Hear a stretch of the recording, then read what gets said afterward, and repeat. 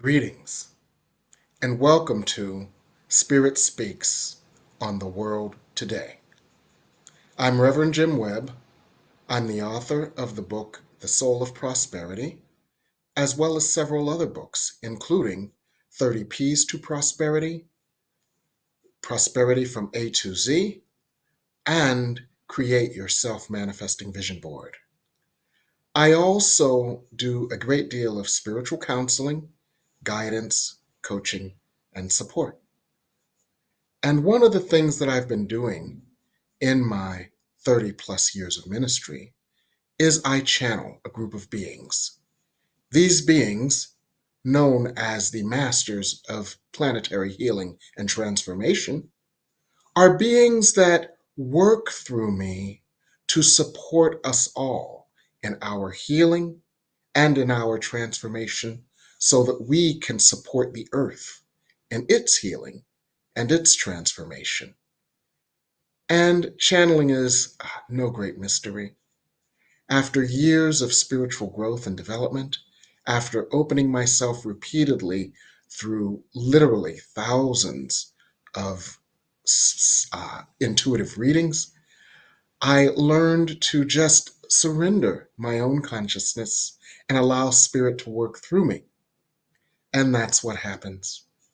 So I tend to go off in a bit of a meditative, deep meditative state, and spirit tends to fill me with an energy, like an electromagnetic energy.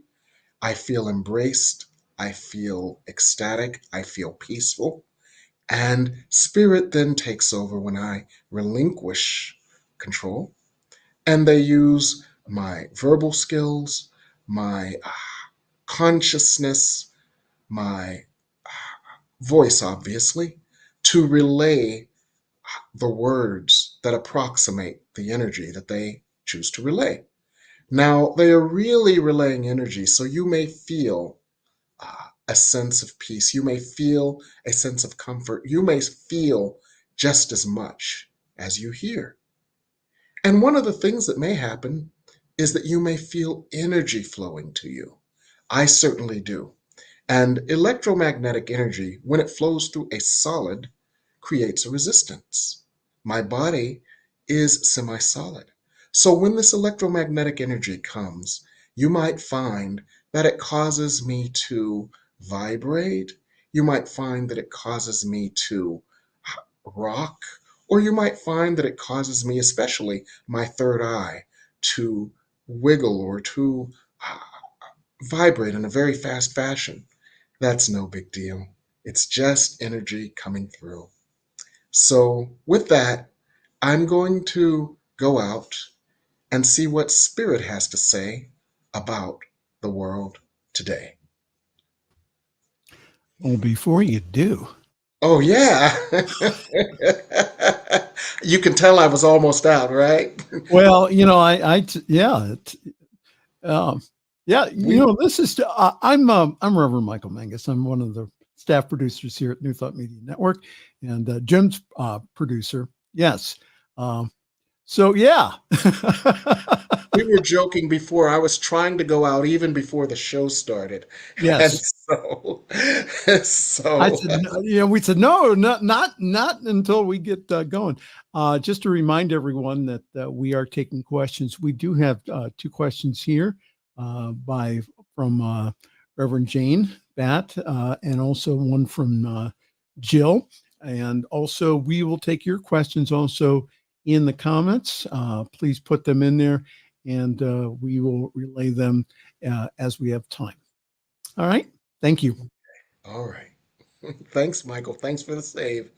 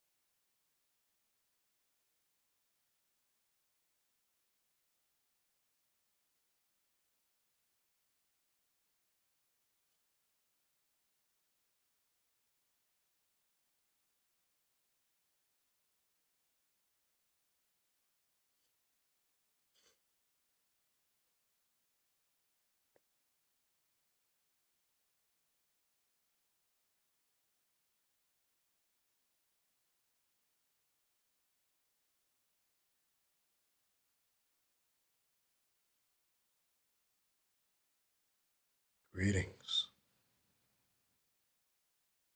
It is our honor and pleasure to work with you in this way at this time.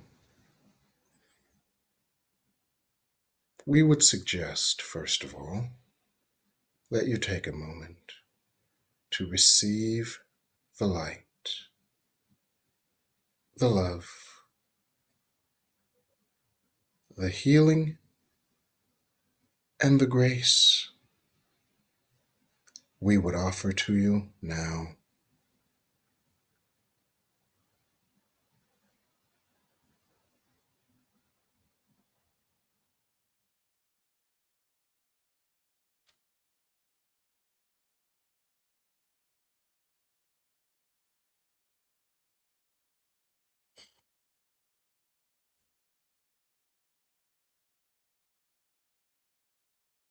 Just breathe and just receive.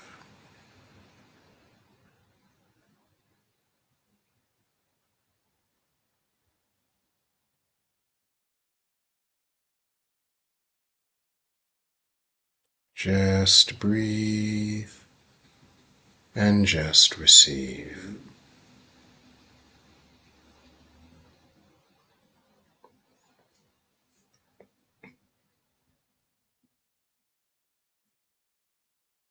Just breathe and just receive.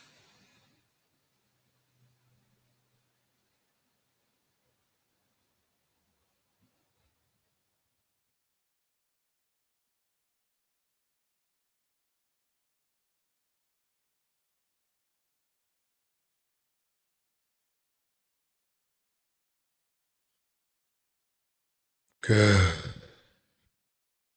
And as we stated before, your human self believes that you and the earth, that you need God's energy, intervention, and light in order to heal the troublesome situations on the earth. And we have offered you a different perspective on this. For in truth, we need you. God needs you. For you are the bringers of light to the places on earth clouded by the darkness of the false idea that you are all separated from each other or separated from God. You are the bringers of light, and God needs you to anchor light through your own healing and growth and to anchor love. So, this is a differing perspective that we offered to you recently, and we would continue by offering you yet another differing perspective here. The core false idea that has plunged your earth into such discord is the false idea that you on earth are separated from others on earth.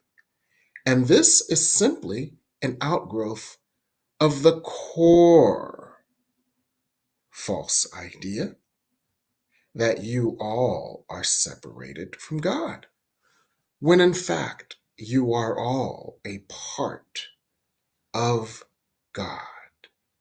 Even those that you view with disdain, disgust, fear, loathing, or even pity, you are all a part of the great light of God. You are all emanations and vibrations of the great light of God. You are all a part of the ray of light that is God, a unified beam of energy, of love.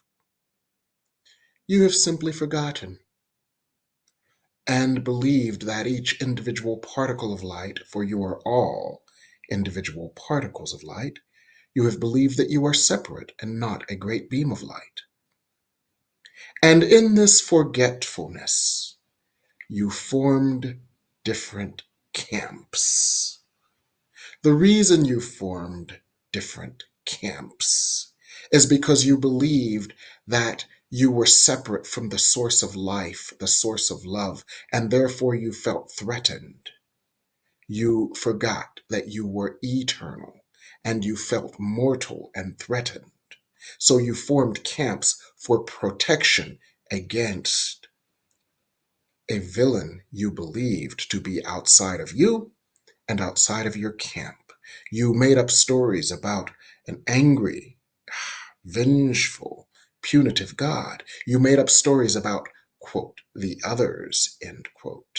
And these camps perpetuated, magnified, amplified these stories, making them manifest on the earth. And this has created certain points of turmoil on your earth right now. Democrat versus Republican, Ukraine versus Russia, the situation in the Middle East, the situation with China, the situation with North Korea, differing camps believing they are endangered as a reflection of a consciousness that believes it is endangered by a vengeful, punitive God. And this, though it seems threatening to you, is not true. So, how do you bring light to this? How do you bring light to this? Your first step in servicing yourself and the earth is to begin to see this differently. To realize as you experience your own oneness with God through your prayers, through your meditation, through your devotions, through your spiritual practice, you begin to realize you are one with God. And this energy of oneness surrounds you in a certain blessed assurance, a deep, deep peace, a feeling of being in alignment with love, a feeling of being protected, nurtured, guided, and supported. Your fears fall away, and the love that is your essence emerges, for it feels safe. You do this for you in the service of your soul, but you do this also for the earth. For as you vibrate in this way, as you emanate with the energy of the idea, I am one with God, you also emanate with the idea, I am one with God, and so are you. This subtle energy touches everything around you. And when you gather, either in thought or in person, with like-minded individuals, in prayers, in meditations, or in other activities, you magnify this energy of union. You magnify this energy of peace. You magnify this energy of security. You magnify this energy of blessed assurance and certainty.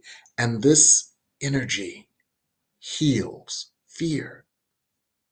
When you gather together in camps of love, the camps of love embrace the camps of fear, the walls of separation dissolve as you dissolve the walls of separation within you. And this is how you can help.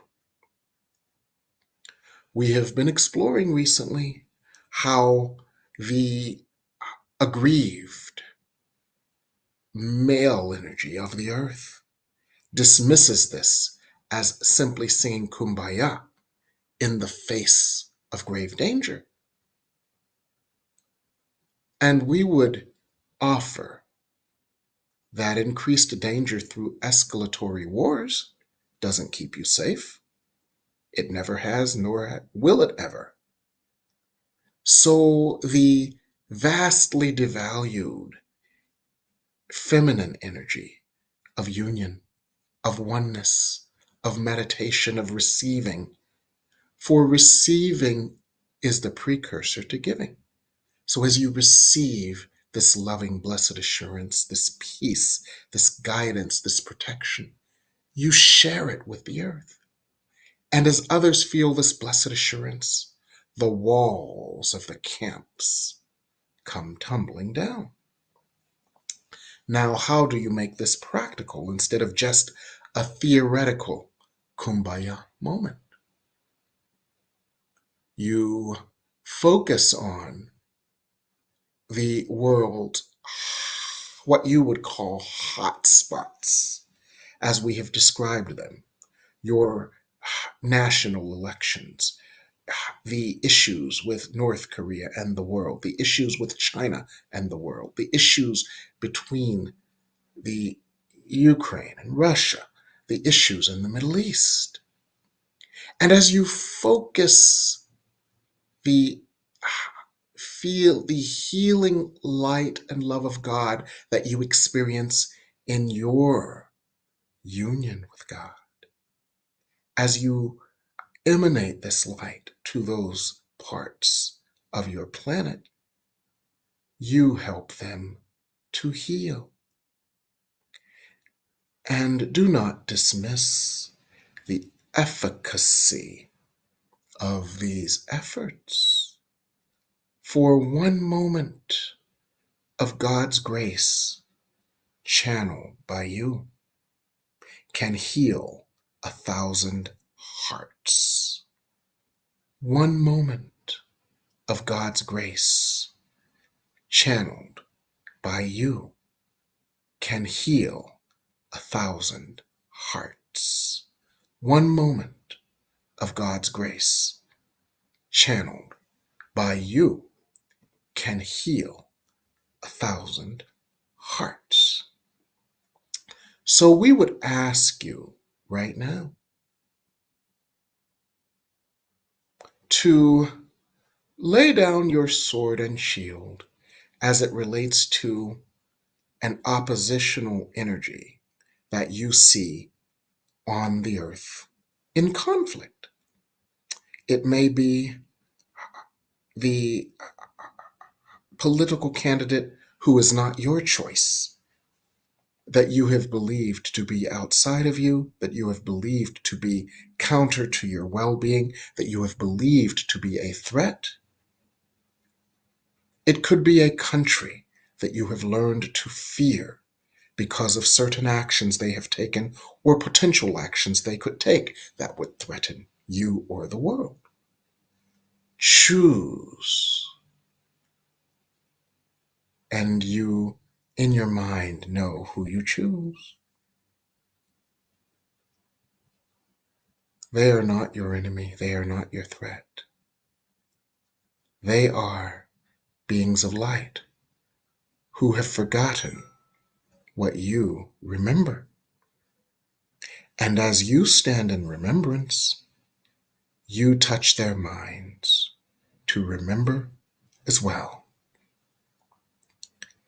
So breathe.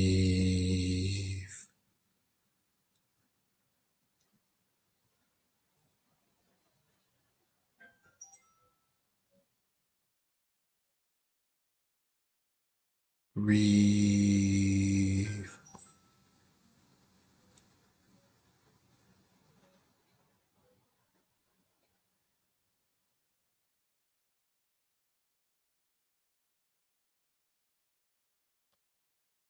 Breathe.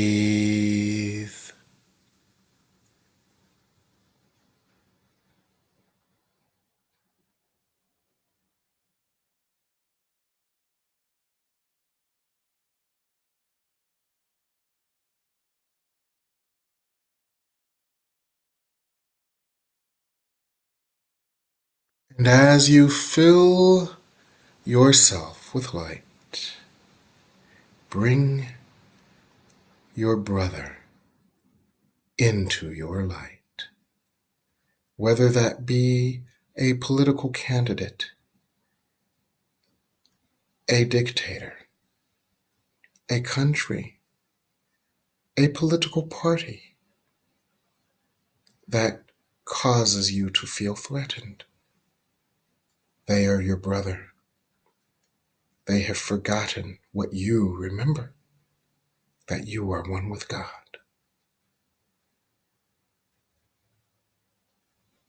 They symbolize that which has been forgotten. And as you sense the light of God within you expanding, that you would know that the light of God within you is all there is and all you are.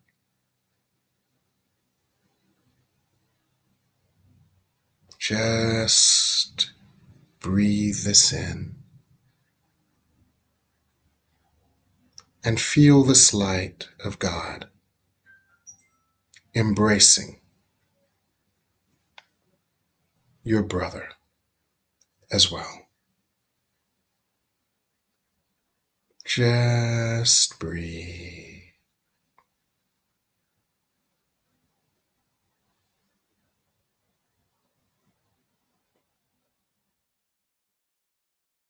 Just breathe.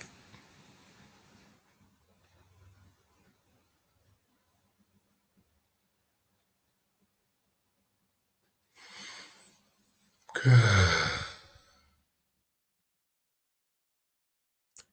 Be not invested in what occurs, for your task is complete, and the rest is up to God and free will. So breathe, knowing that a moment of light can heal 1,000 hearts.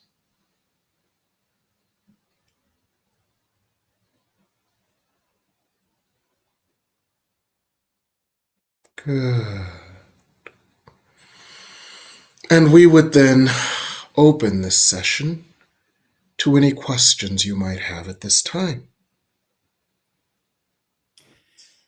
Thank you, Masters. And we have a first question this evening from Reverend Jane Batch. She says, at the Democratic National Convention, which is currently in Chicago, can there be a peaceful handling of the protesters' concerns?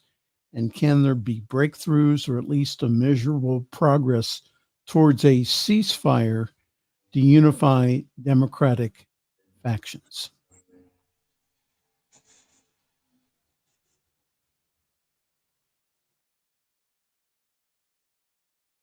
We would work with this.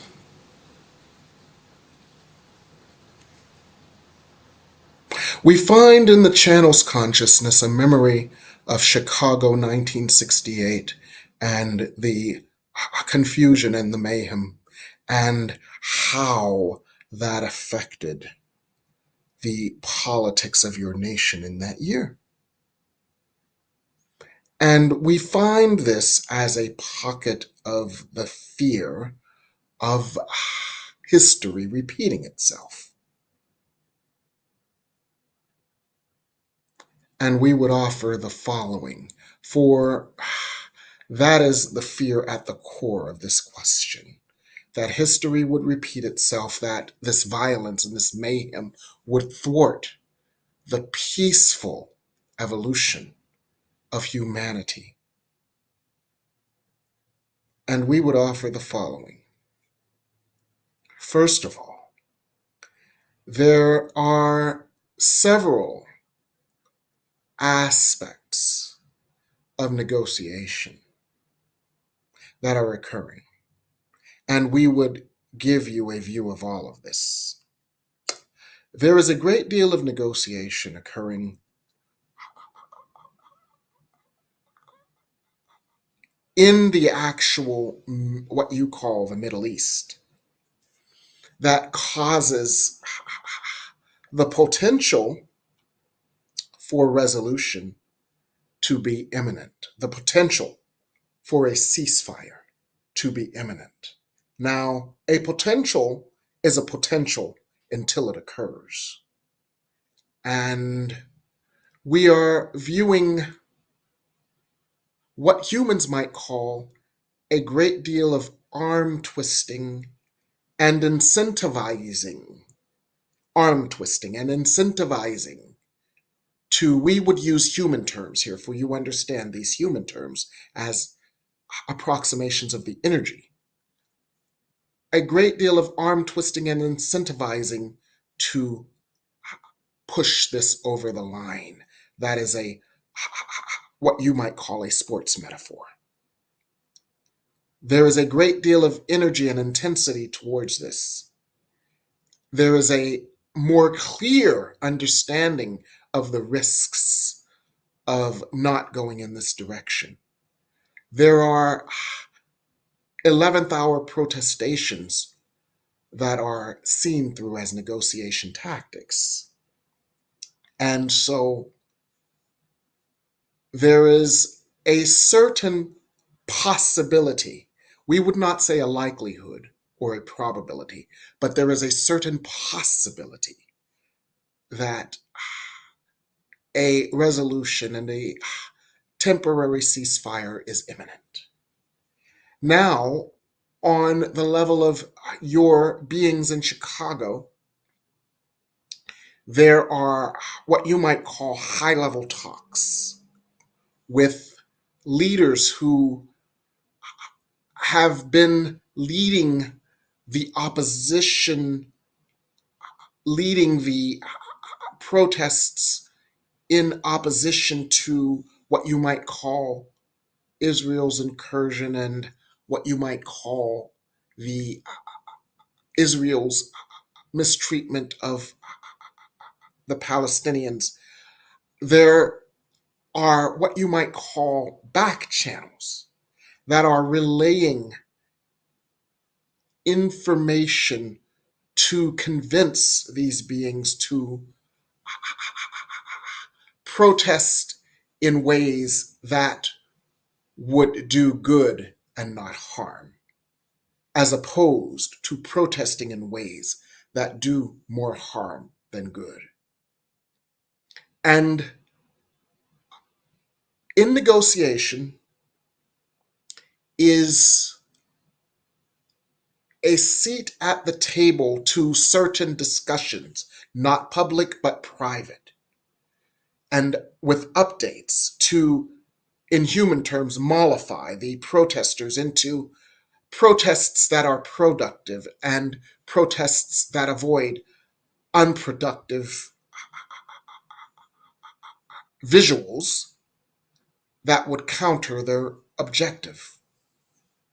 And so there is a certain maturity in this process that was not evident in 1968, and thus less of a likelihood of the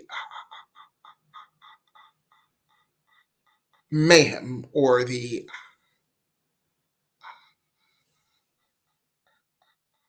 confusion or the chaos to have a negative effect on the overarching desire for peace. For there is a more of a view of the larger picture now than ever before. And that is what we would say around this question. We would also say that the situation in the Middle East that is inching to temporary resolution that creates the potential for long-term resolution. There are some innovative next day discussions that are occurring. Innovative, for they are inspired by light and not darkness.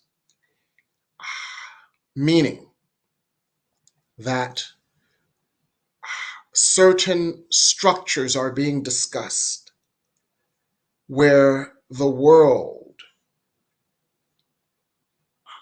becomes involved in maintaining peace and maneuvering to what might be called a two-state solution. There is a certain degree of discussion that is quite innovative as it relates to involving the world more in this process to diffuse certain enmities between the Israelis and the Palestinians. So look for certain unique approaches to what happens after, for that is, of course, a large concern for all as well. Look for unique approaches where the world itself becomes more involved. And this, we would say, is an indication of a growing consciousness in the world that the world is one. You see, the shift in perception here, the miracle here, the light here, is that countries have often seen themselves as independent sovereign entities. And that is true. What is equally true is that all those boundaries are false.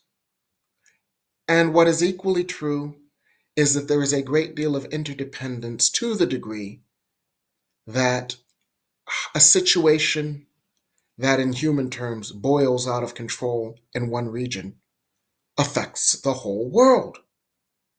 So a new balance is being sought and will possibly be achieved where the world realizes its investment in peace throughout the world, empowering previously relatively disempowered entities to support world peace in more active and present ways. And you may see this idea being made manifest in the plans for the Middle East post-conflict, where world entities play a larger role in maintaining peace and what you would call harmony in this region. And this is a model going forward that supports more global stability in other areas as well. For example, as the conflict between the Ukraine and Russia begins to see its resolution, the Ukraine becomes part of a newly empowered NATO. And this newly empowered NATO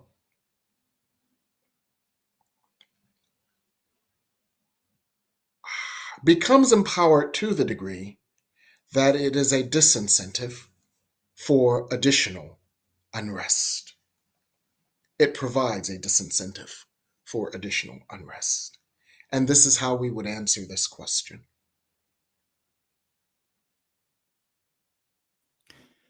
Thank you, Masters. And we have a couple of other questions from Reverend Jane Batt. She said about the Ukraine, if the current inclusion into Russia by Ukraine creates a bargaining chip for peace negotiations, where is there the exit ramp for Putin's ego? And the second part of that question is, how can Putin excuse his own defeat and his own insanity in starting the war in the first place? We would work with this. There is a certain shorthand for this, and certain countries have used this in over time. It is simply the idea of declaring victory and leaving, regardless of what the truth is. And so the what you might call the face-saving exit ramp for Putin is to declare the mission accomplished and withdraw. And by telling that to the Russian people,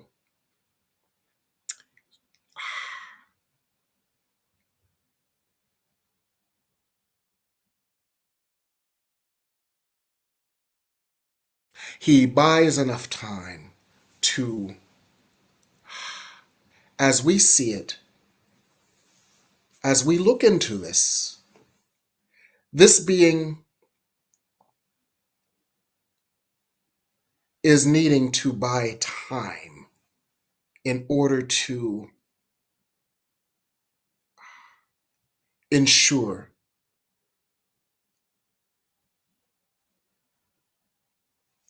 a certain stasis or return to power.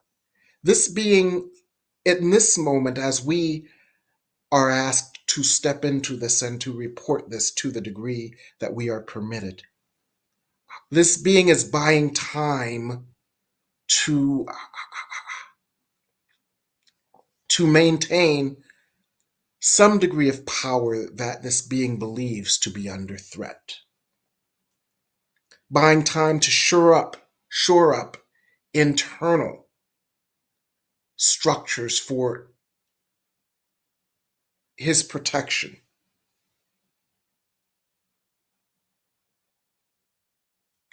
And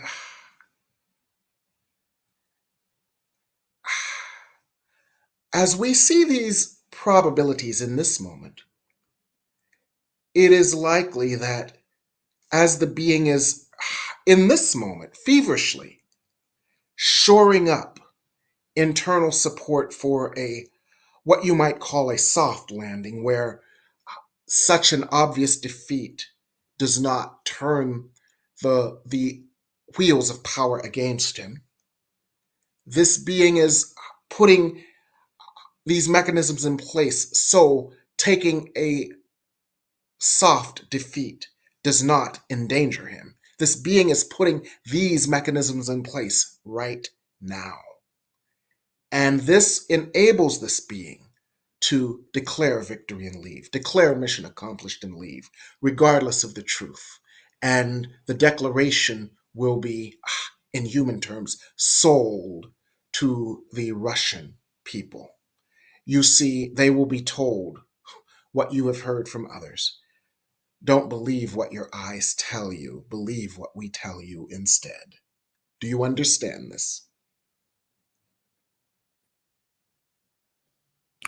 Yes, we do, Masters. Thank you so very much. We have also a question from Jill this evening, and she writes in, how did the Olympics affect world peace and unity? We would work with this.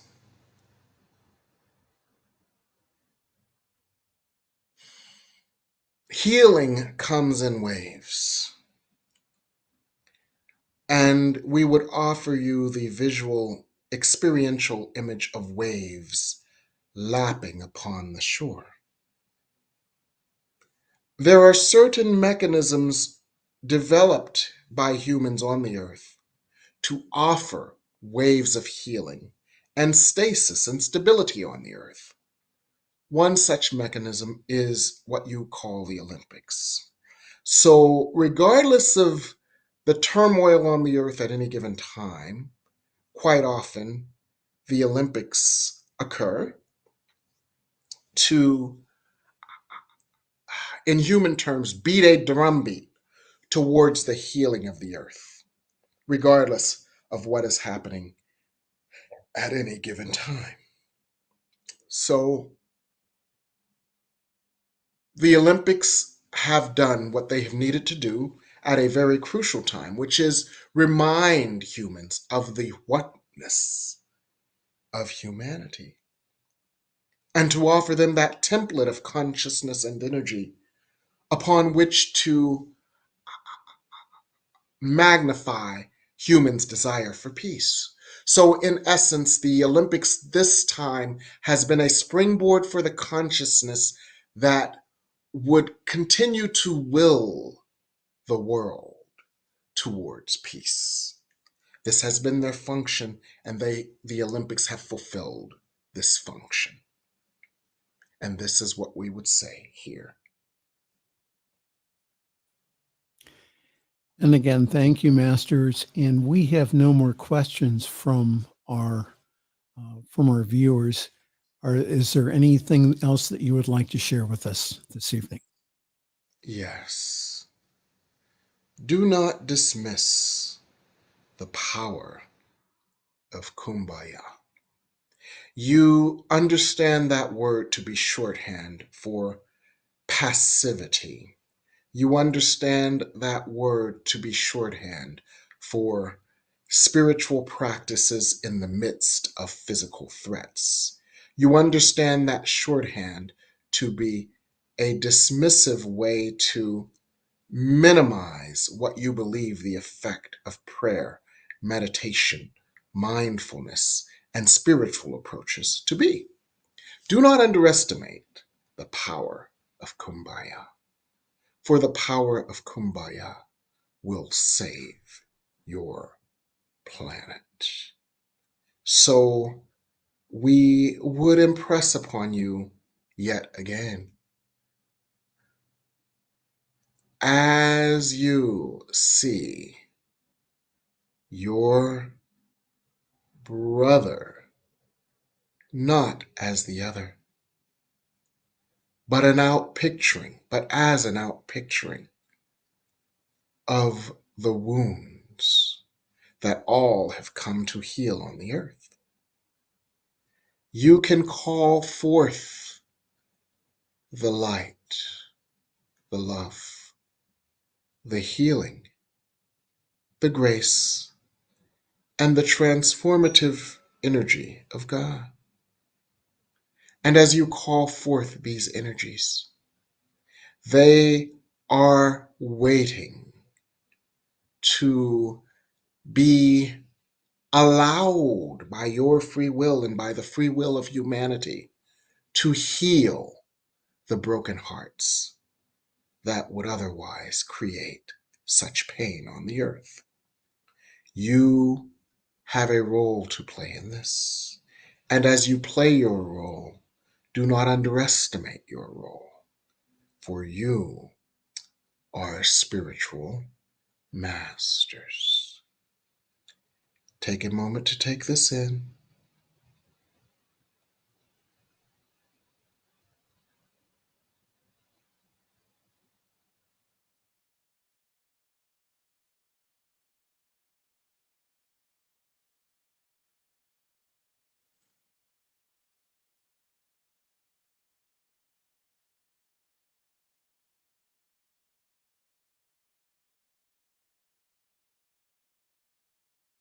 And we actually have a bonus for you. We are viewing what you call the energy behind what you call the Democratic Convention. And we are finding in the channel's consciousness the energy of a volcano erupting here. And the reason that we are attracted to this energetic image to describe the energy we see is that the eruption of this volcano is an eruption of the consciousness of which we speak. The eruption of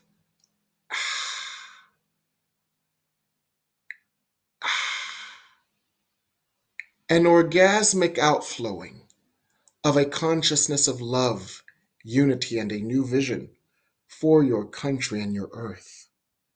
And it has an effect on all hearts on the earth.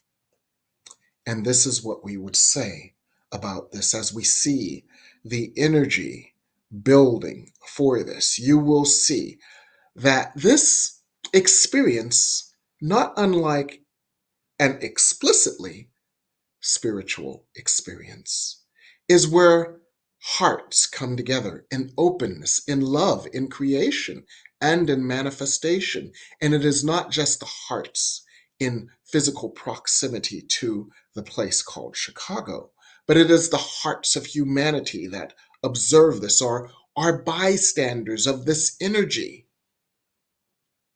And we see this eruption as we see it in this moment as an eruption of healing love. And just as a volcano, when it erupts, emits ash that affects the whole planet, and you understand this, for you recall Mount St. Helens, and you recall how wildfires emit ash or clouds that affect the whole planet. You know this. So will this eruption of love affect the whole planet in a very similar way. For you recall that certain wildfires recently, though they were thousands of miles away from you, you felt the effects. The earth will feel the effects of this experience, and hearts will be healed and lifted as a result. Fears will be erased, and more love will be anchored on the earth, and more loving outcomes, and certain technological openings that open humanity to more prosperity will occur as a result of this as well. This event has the possibility of causing humanity to turn a corner in terms of consciousness. So it is more than a political event. You may watch for signs of this, and as you do, you might feel your heart opening. You might feel yourself changing. You might feel your vibration being affected by this. And this is what we would say. And before we sign off, we would offer you an opportunity to ask any questions on this.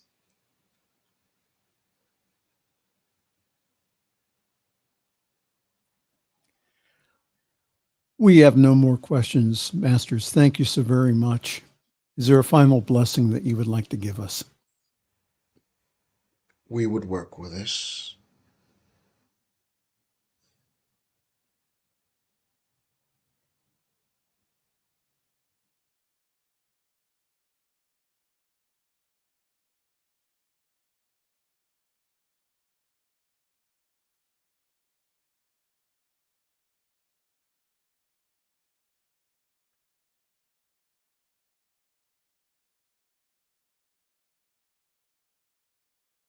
Take a moment, one and all, to receive the blessing we offer to you and share it with the earth.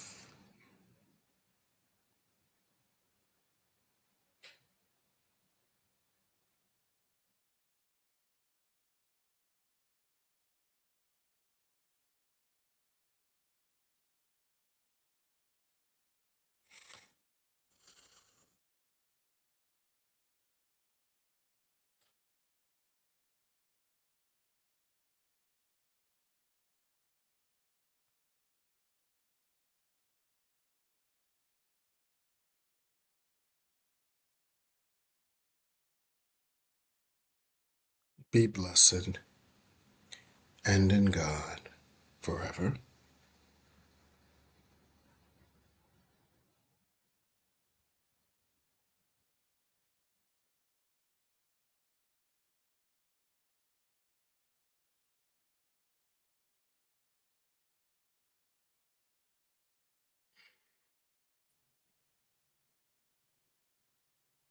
Hey, hey. Hey, Help welcome me ground back. myself. Hey, thank Welcome you. back.